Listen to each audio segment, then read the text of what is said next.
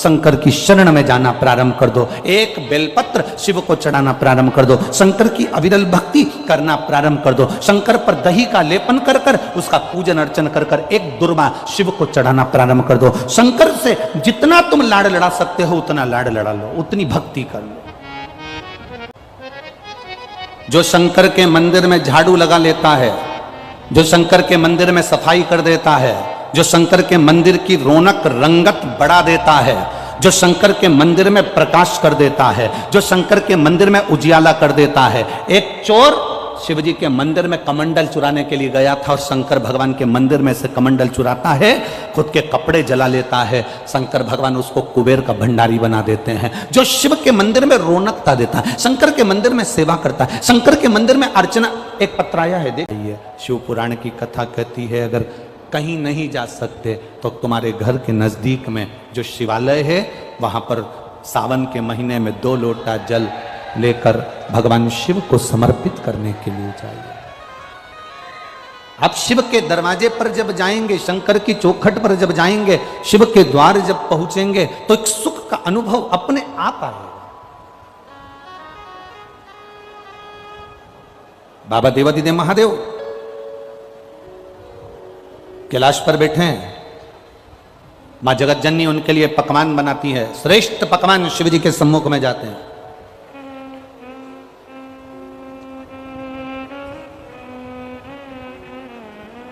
बाबा को पकवान से कोई मतलब नहीं। ये घर में जितनी बुजुर्ग माताएं होती हैं ना, घर में जितने बुजुर्ग होते हैं, बुजुर्ग माताएं होती हैं, बुजुर्ग लोग होते हैं, इनको तुम्हारे श्रेष्ठ पकवान से, इनको तुम्हारे श्रेष्ठ जो तुमने लड्डू, पेड़ा, गुलाब जामुन, इमरती, भजिया, पकोड़ा ढेर सारा बनाया हुआ है, उससे कोई मतलब नहीं है। इनको तुम्हारे पकवान से कोई मतलब, इनको तुम्हारे पकवान से कोई मतलब नहीं।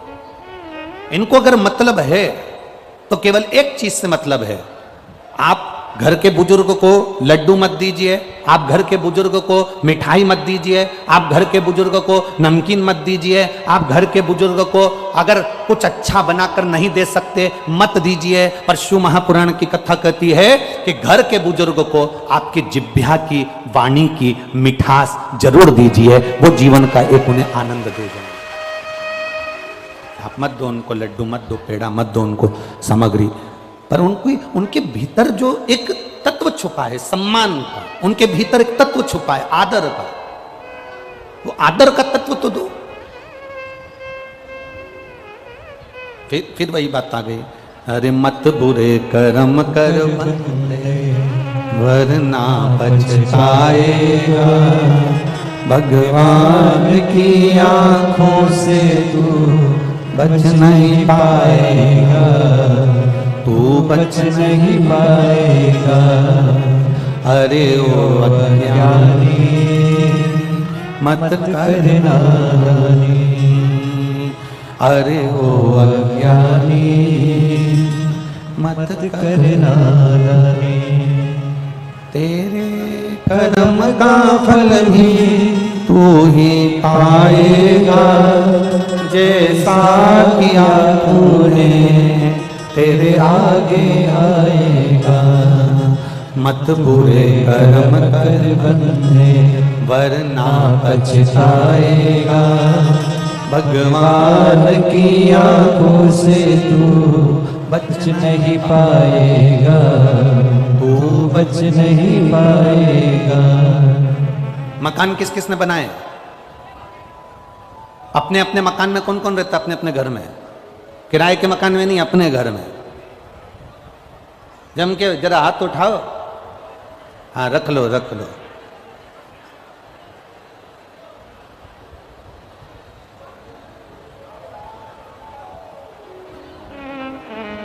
जिस मकान को आपने बनाया है, जिस दुकान को आपने बनाया है, जो प्रॉपर्टी तुम्हारे पास है,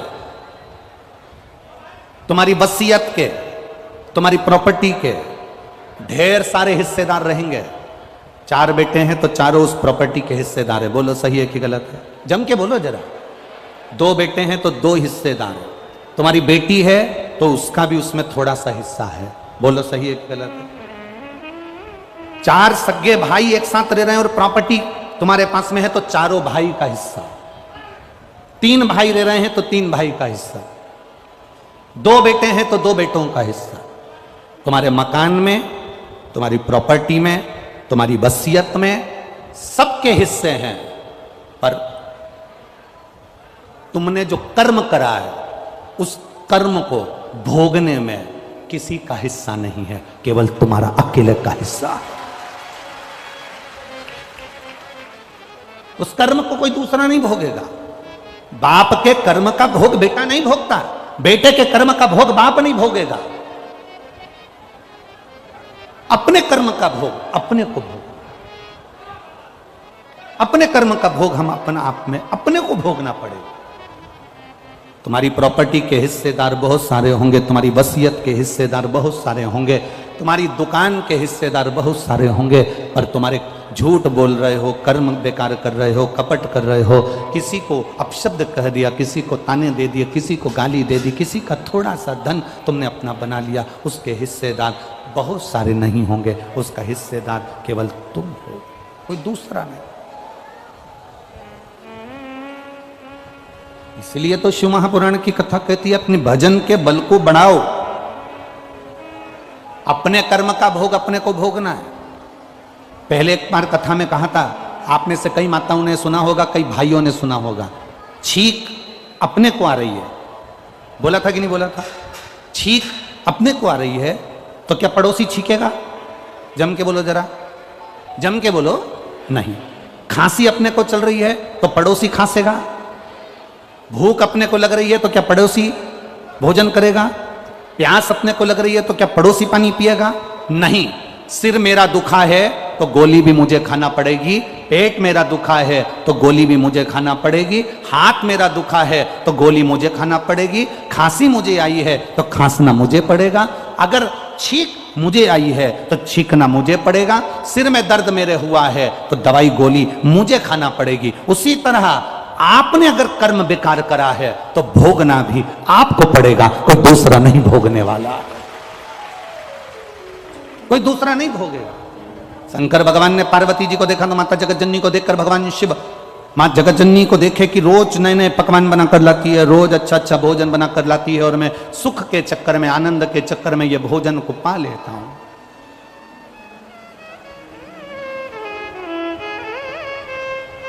ये सारा सुख के चक्कर में उन्हें भोजन जो मिला है ये कहीं मेरे को तकलीफ ना दे जाए। दवा खाने कौन जाता है?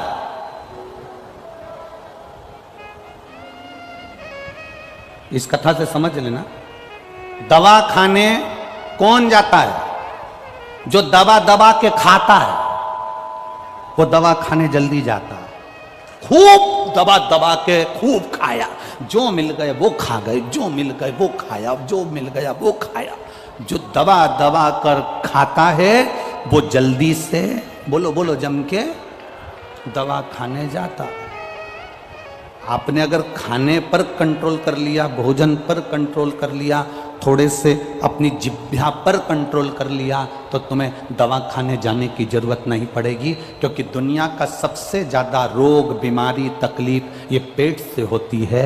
ये पेट में हम जैसा आहार ग्रहण करते हैं वैसा हमारा व्यवहार हो जाता है।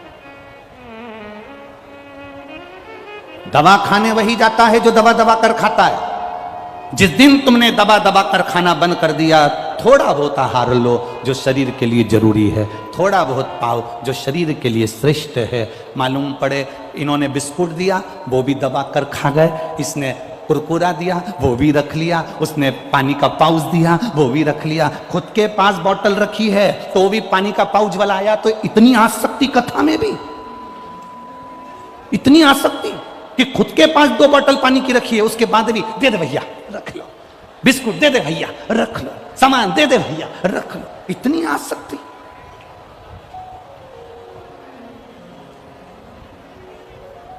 लेने आए थे शिव महापुराण की कथा और लेकर जा रहे हो बिस्कुट और कुरकुरा।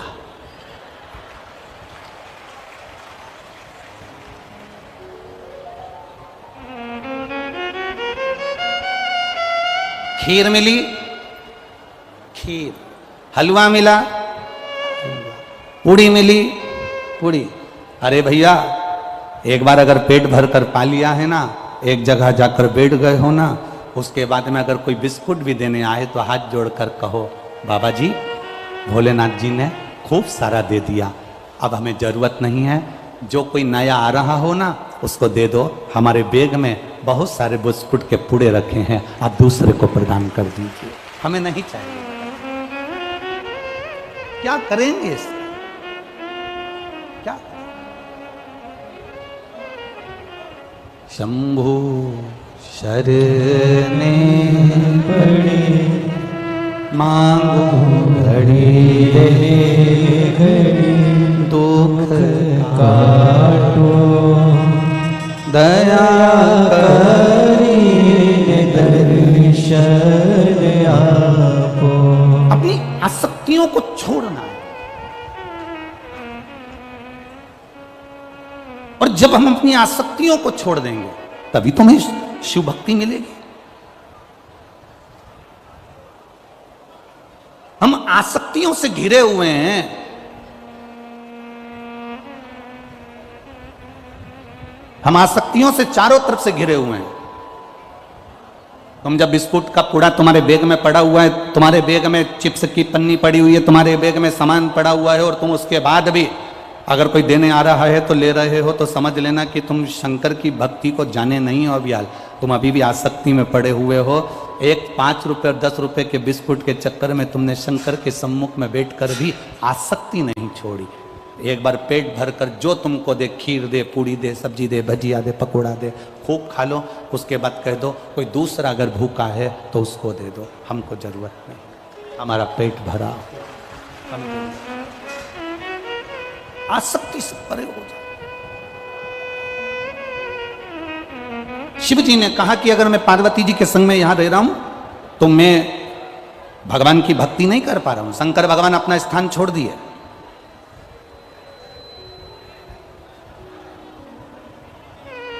और शिव जी एक वन क्षेत्र में चले गए। नंदी साथ में पीछे पीछे गया। बाबा ने कहा, नंदी से तू कहां मेरे साथ आ रहा है? नंदी कहता है मैं आपको नहीं छोड़ सकता। शिव जी कहते हैं कि मुझे तप करना है, तप के बिना मेरा आनंद नहीं है। 3 घंटे की कथा में 6 घंटे का तप है तुम्हारा। 3 घंटे पहले, 3 घंटे बाद का भी तुम्हारा तप है।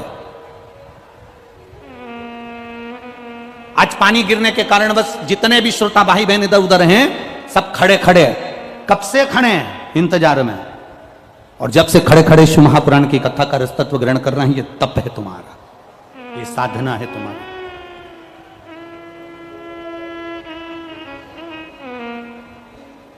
शिव जी कह रहे हैं मुझे तप करना है। तप का मतलब क्या होता है? एक व्रत कर लेना तब कहला जाता है। एक साधना करने बैठ जाना, आंख बंद करके बैठ जाना, तब कहला जाता है। नेत्र बंद कर कर बैठे हुए हो, क्या तप कहला जाएगा? ना ना ना ना, शिव महापुराण की कथा कहती है इसको तप नहीं कहा गया। तप किसको कहा गया? जहां बैठे हैं और बैठने के बाद में किसी का भी स्मरण ना आए, केवल जिसकी भक्ति में बैठे हैं उसको तुम याद करो और वो तुम्हें याद करे, तो समझ लो कि तुम्हारा तप हो गया, तुम्हारा व्रत हो गया, तुम्हारी साधना हो गई। एक हरताली का तीज का व्रत मेरी माताएं करती हैं। यहां पर होता है कि नहीं होता वो मालूम नहीं है हमको। होता है यहां पर हरताली का तीज का व्रत माताएं करती हैं। और जब हरताली का तीज का व्रत करती हैं, उस व्रत के अंदर पूजन का क्रम होता है। एक रात्रि में आप लोग जो पूजन का क्रम करते हो, कितनी बार पूजन होती है उसमें? 4-5 बार ऐसे कुछ क्रम है उसके अंदर, तो पूजन का क्रम आप करते हो। अब पूजन के क्रम आप कर रहे हो, तो कई माताएं तो ऐसी होती हैं कि जो हरताली का तीज का व्रत करती है, पूजन करती है, आराधना करती है, उसका चित्त कहीं दूसरी जगह लगता नहीं है। भगवान की आराधना में, पूजन में, सामान में, सामग्री में लगाना, भगवान की पूजन की तैयारी करना, पूजन के लिए जाने की तैयारी करना, भगवान की भक्ति में खो जाना। और कहीं कहीं की ऐसी होती है कि बस पहली पूजन का इंतजार करती है कि जल्दी से पहले नंबर की पूजन हो जाए और मैं जल्दी से चाय पी जाऊं। अब हमने कई लोगों से पूछा कि इसमें लिखा है हरतालिका तीज की कथा में कि दूध पीने से बिल्ली बनते हैं और ज्यादा बोलने से मेंढकी बनते हैं और सोने से अजगरी बनते हैं, तो तुम चाय क्यों पी रही हो? तो कहती हैं किताब में चाय का नहीं लिखा है, किताब में सब लिखा है पर चाय का नहीं लिखा, चाय का इसमें वर्णन नहीं है, इसलिए हम चाय पी रहे।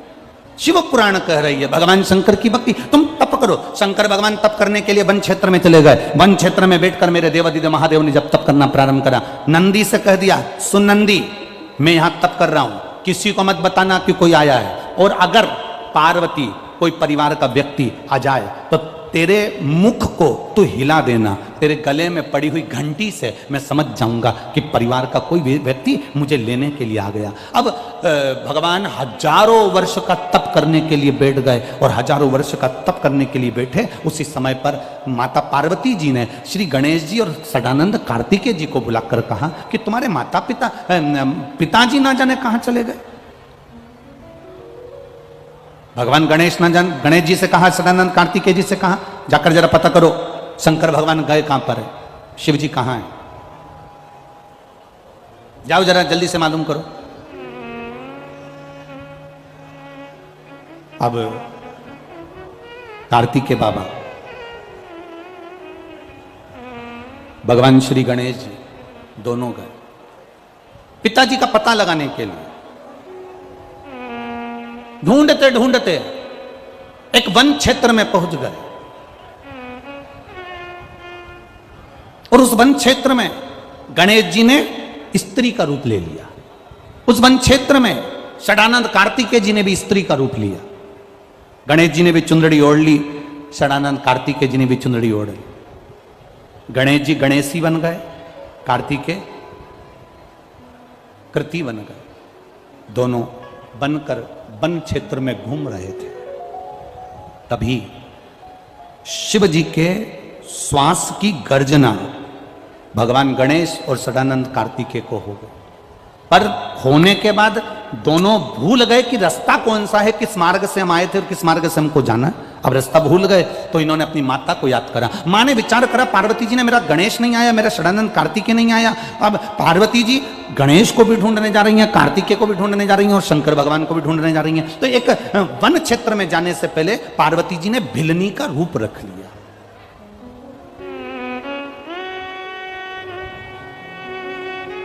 एक भिलनी का रूप रखकर, अब भिलनी कौन?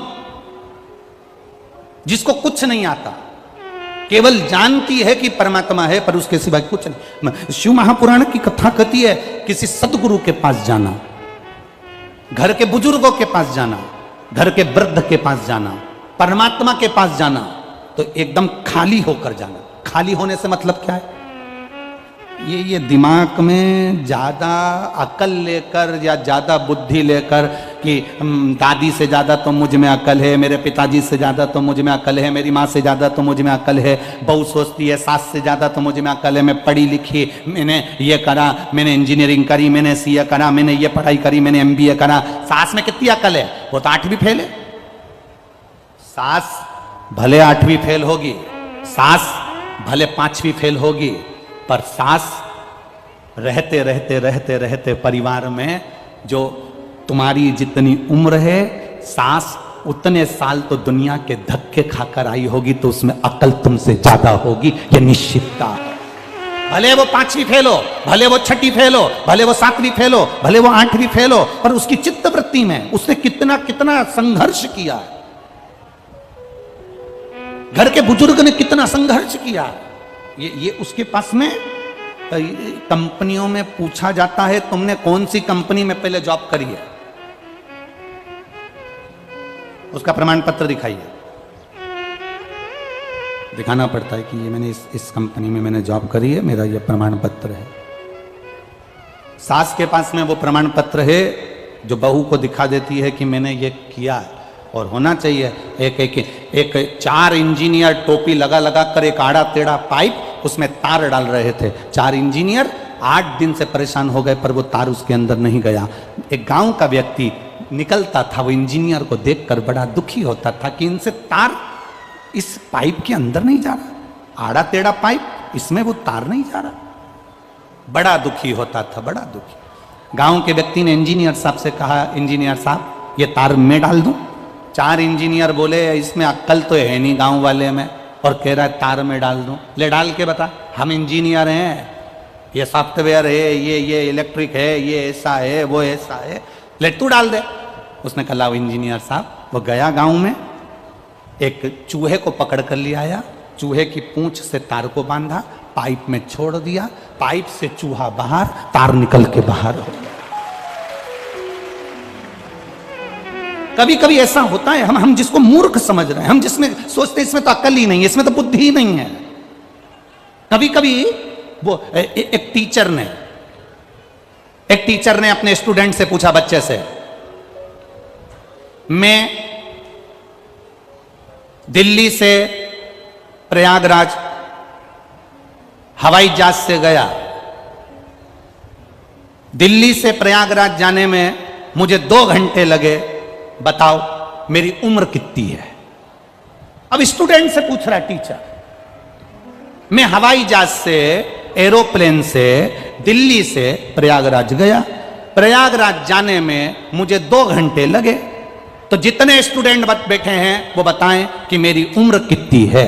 अब जितने स्टूडेंट बैठे थे उन सब ने कहा, सर प्लीज ये कोई क्वेश्चन है कि हवाई जहाज से दिल्ली से प्रयागराज गया, 2 घंटे लगे, तो मेरी उम्र बताओ कितनी है? सारे बच्चों ने कहा ये कोई क्वेश्चन नहीं है, ये कोई प्रश्न नहीं है। एक स्टूडेंट कोई अच्छे गुरु का चेला होगा, खड़ा हो गया, उसने कहा सर आपकी उम्र 44 वर्ष है। कितने साल? जम के बोलो जरा। 44 वर्ष, 44 ईयर, तुम्हारी उम्र 44 वर्ष है सर। सर खुश हो गए, गजब, खड़े हो जाओ, आओ इधर जल्दी, गुड, तुमने मेरी उम्र बता दी, पर यह बताओ कि तुम कैसे जान गए कि मेरी उम्र 44 साल है, 44 ईयर है, तुम कैसे जान गए? उसने कहा बस सर मैं जान गया। नहीं नहीं तुम्हें बताना पड़ेगा। नहीं सर मेरे पास में ऐसा यंत्र है जिससे मैं पहचान गया कि तुम्हारी उम्र 44 साल। नहीं, बताओ तुम कैसे पहचाने कि मेरी उम्र 44 साल है, ये बताना पड़ेगा। नहीं सर मैं नहीं बताऊंगा। सर ने कहा अगर नहीं बताएगा तो प्रैक्टिकल में नंबर कम आ जाएगा, बता जल्दी तू कैसे पहचाना कि मेरी उम्र 44 साल है? मैं इतना खुश हो गया, मेरी उम्र 44 साल, तूने सही बताया, बता जल्दी से, तू कैसे पहचाना कि मेरी उम्र 44 साल है? स्टूडेंट बोला सर मेरा एक भाई है, वो आधा पगला है, उसकी उम्र 22 साल है।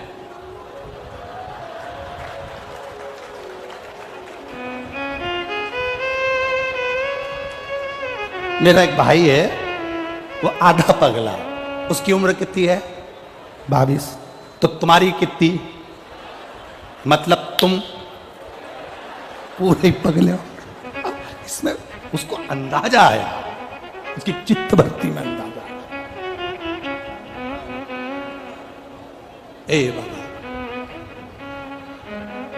ढूंढने निकली माता पार्वती, खाली होकर जाइए शिव के पास में। बहुत अहंकारी बनकर नहीं, बहुत अभिमान रखकर नहीं, बहुत धनपति नहीं, बहुत वैभवपति नहीं, शंकर की कथा में जाना, शिव महापुराण की कथा में जाना, भगवान की भक्ति में जाना, तो खाली होकर जाना।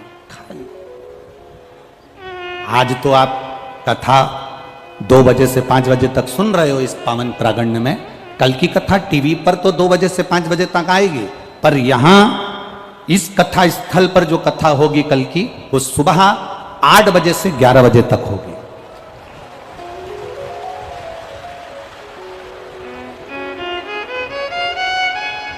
सुबह 8 बजे से 11 बजे तक यहां कथा चलेगी।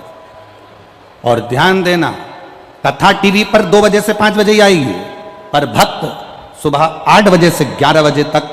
कल विराम की जो कथा है, पहले भी कथा में कहा, मेहमान जाते हैं तो घर के बच्चों को 200-500 रुपए दे जाते हैं, और ये पुराण भी जाएगी तो क्या क्या लुटा जाएगी ये वही जान सकती है, ये उसके ऊपर। परंतु हम ये बात हम बाद में कह सकते थे, अब तुम सब चिंता में पड़ गई, सोच में।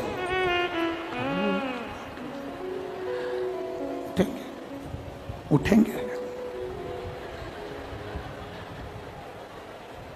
उठेंगे।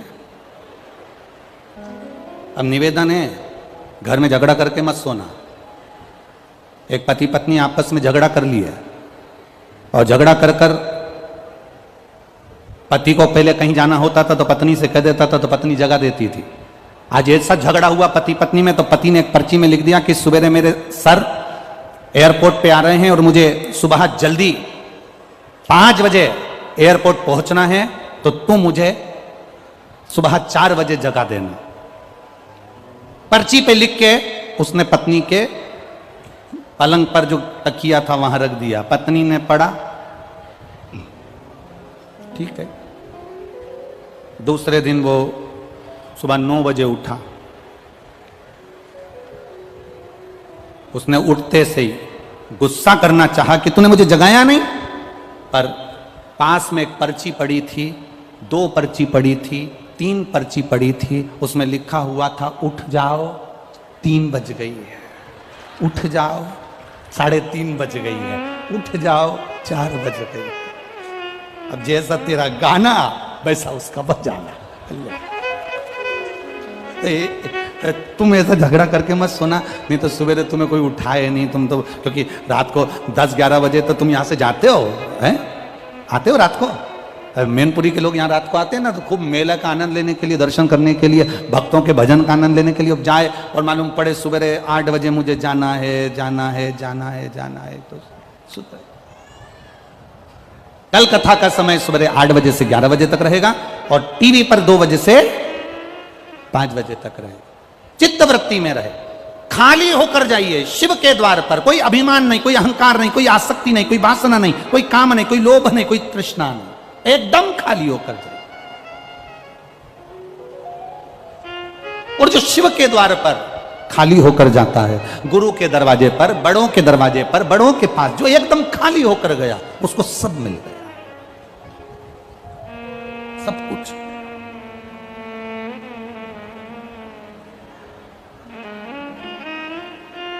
दूध की भगोनी, जिस भगोनी में, जिस पात्र में तुम्हें दूध वाले से दूध लेना है, अगर वो पहले से भरी होगी तो उसमें दूध ले सकते हो क्या? जिसमें तुम्हें खीर लेना है वो पहले से भरी होगी तो तुम नहीं ले सकते, उसमें भरा हुआ है, झलक जाएगी। गुरु के पास जाना, शिव महापुराण में जाना तो एकदम खाली पात्र लेकर जाना कि मुझे जो मेरे गुरु जी देंगे, शिव महापुराण से जो मुझे मिलेगा, शंकर की कथा से जो मैं सुन कर आऊंगी, मैं अपने जीवन में उतारूंगी। अगर पात्र खाली होगा तो उतर जाएगा, और अगर पात्र खाली नहीं होगा, अहंकार भरा होगा, तो वो झलक जाएगा। अहंकार के वश वो झलकेगा। उस अहंकार से परे होकर चलना, अहंकार से। पहुंच गई माता पार्वती जी, सुंदर भिलनी का रूप रखकर आई।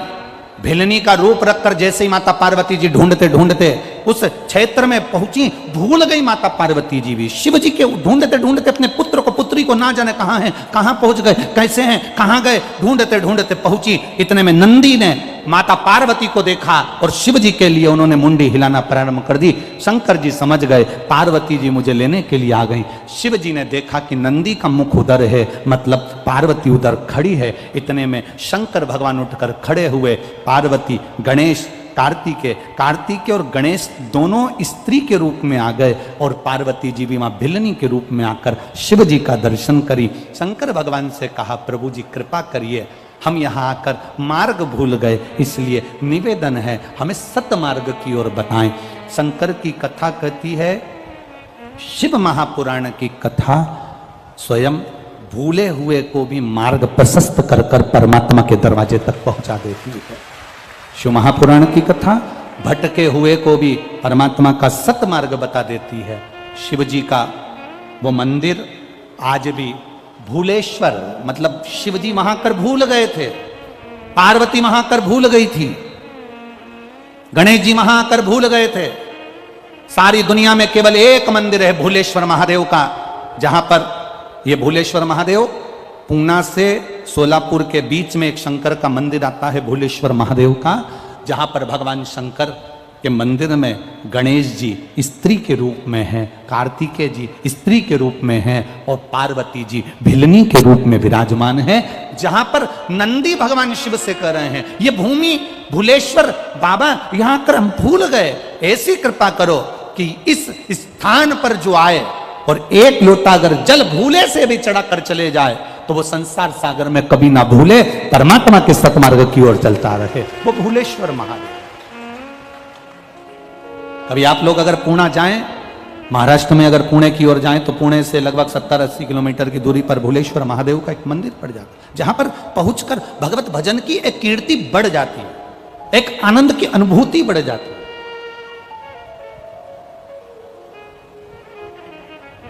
तो ये जो सावन का अधिक मास है, ये सावन के अधिक मास में शंकर भगवान का एक स्वरूप प्रकट हुआ, इसलिए इस सावन के अधिक मास की महत्वता है। आपको कहा था कि जितनी भी जगह पर, जैसे कथा पुष्कर जी में हुई, अलवर में हुई, मैनपुरी में हुई, अब इसके बाद में 1 तारीख से 7 तारीख तक तिल्दा नेवरा में चालू हो जाएगी 2 बजे से छत्तीसगढ़ में, फिर दतिया में चालू हो जाएगी, उसके बाद में राजगढ़ ब्यावरा, जिला राजगढ़ मध्य प्रदेश में, ब्यावरा के पास वाला राजगढ़, वहां प्रारंभ हो जाएगी। फिर वापिस एक कथा छत्तीसगढ़ में प्रारंभ। जितनी कथा सावन के महीने में जिसको मिली है, बाबा देवादिदेव महादेव की कृपा से जिसको मिली है अधिक मास से जुड़ी हुई सावन के महीने की कथा, अपने भाग्य की सराहना करना और अपने को किस्मत वाला समझना कि भगवान शंकर का एक अवतार, शंभेश्वर अवतार, यह अधिक मास और सावन के मिलन में हुआ है। शिव का एक अवतार, शिव जी का एक नाम पड़ा था शंभेश्वर महादेव, एक अवतार प्रकट हुआ है, शंभेश्वर महादेव का एक रूप प्रकट हुआ है।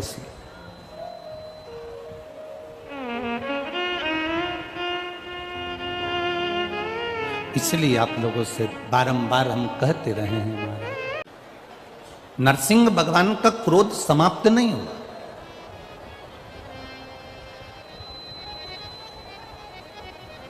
इतना क्रोध नरसिंह जी में था, इतना क्रोध था, इतना घबराए देवता, इतना क्रोध नरसिंह जी में भरा हुआ था।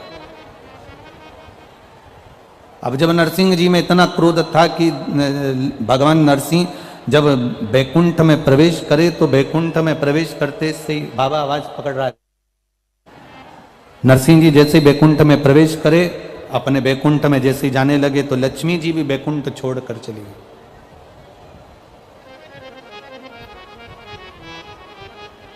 इतना क्रोध नरसिंह जी के अंदर था।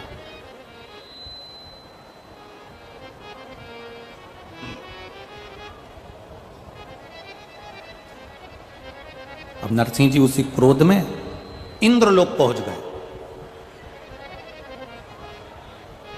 जब नरसिंह जी उसी क्रोध में इंद्रलोक पहुंचे तो इंद्रलोक की जितनी अप्सराएं थीं, इंद्रलोक के जितने देव थे, इंद्र स्वयं भी स्थान छोड़कर भाग गए।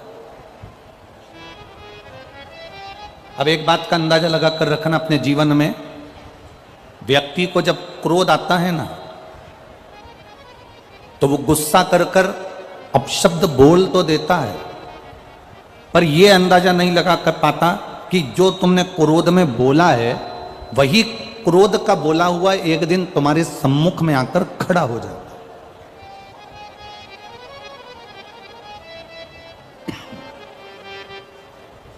तुम्हारा बोला हुआ एक दिन तुम्हारे सामने ही आ जाता है।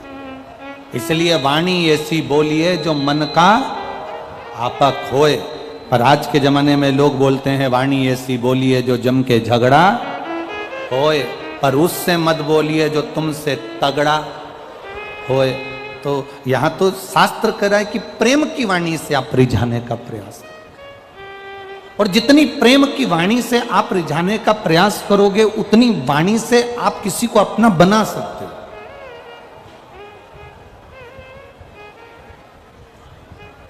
जितना प्रेम परोस सकते हो उतना प्रेम दीजिए। कल आपको कथा में कहा था ना, शंकर भगवान को तुम्हारी अंग्रेजी से मतलब है, ना तुम्हारी हिंदी से मतलब है, ना तुम्हारी मराठी से मतलब है, ना तुम्हारी गुजराती से मतलब है। शंकर जी को ना तुम्हारी तमिल भाषा से मतलब है, ना तुम्हारी मद्रासी से मतलब। शंकर भगवान को ना तुम्हारी गुजराती चाहिए, ना तुम्हारी अंग्रेजी, ना हिंदी चाहिए। शंकर भगवान को तो तुम्हारी जो प्रेम की भाषा होती है, हृदय की,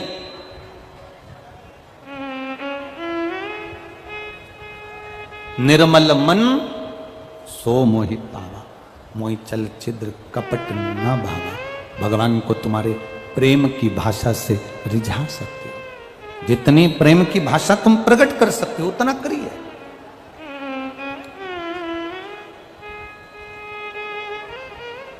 जब प्रेम की भाषा हम देंगे तो हमको मिलेगा।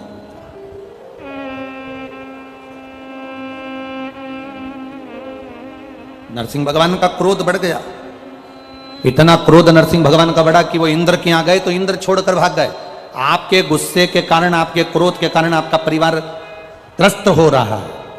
पत्नी क्रोध करती है, बच्चों पर असर आता है, परिवार पर असर आता है। पति क्रोध करता है, परिवार पर, बच्चों पर, पत्नी पर, कुटुंब में असर आता है। शिव महापुराण की कथा तो यहां तक कहती है कि आप अगर भोजन का निर्माण कर रहे हो, भोजन बना रहे हो, तो भोजन भी बनाते समय तुम्हारे चेहरे पर क्रोध नहीं रहना चाहिए। तुम्हारी सास से कुछ भी खटर पटर हुई है, परिवार में कुछ भी झगड़ा वगड़ा हुआ है, पर भोजन बनाते समय तुम्हारे चेहरे पर प्रसन्नता होना चाहिए।